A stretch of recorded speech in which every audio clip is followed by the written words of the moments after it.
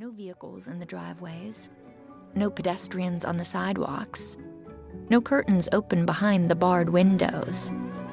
The houses slide past her in a continual sequence, like a succession of blurred photographs, each different in their color scheme, but not in their basic construction. Shades of pastel siding on the same one-story frame. The backyards are also identical, save for an occasional razor wire fence that glistens above the hedges. The camera leaves the street, cuts to a close-up of the plastic woman. Shadows drift across her molded face. Last year, if someone had asked me, that other naive Erin, I would have told them my life was perfect. And it's true. I was happy, in my own way. Each night I drove home to Patrick, hid from the world in his arms.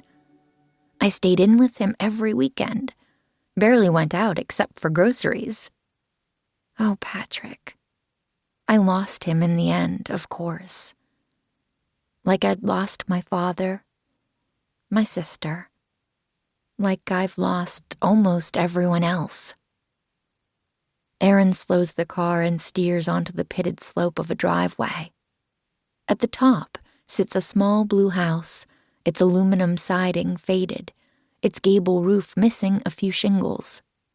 She stops at the garage, takes out her phone, and taps a garage-shaped icon. The wobbly door rattles upward.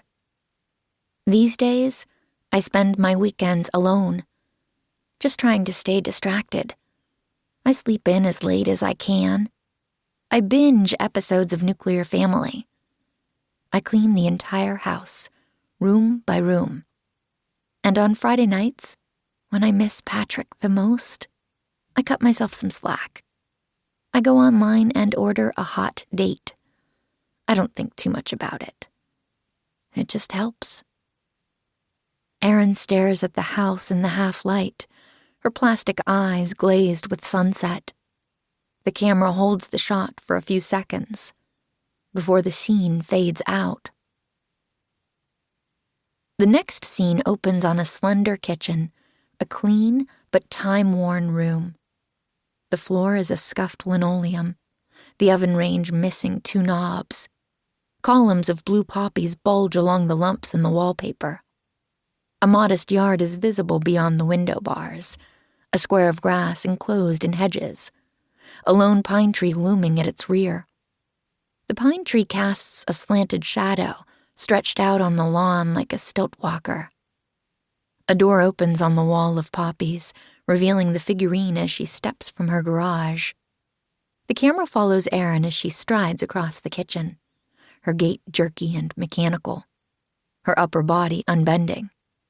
She passes into the dining room and down a brief hallway, the wallpaper darker in patches where a row of picture frames once hung.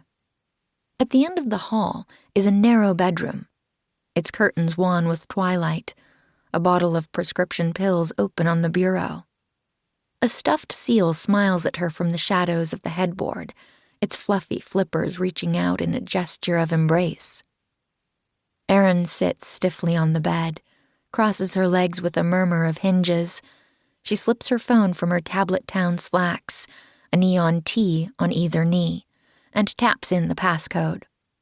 Soon, she is scrolling through profiles on Hot Date, picture after picture of plastic men, some stubbled and some clean-shaven, some with innocent smiles, others with coy, seductive smirks.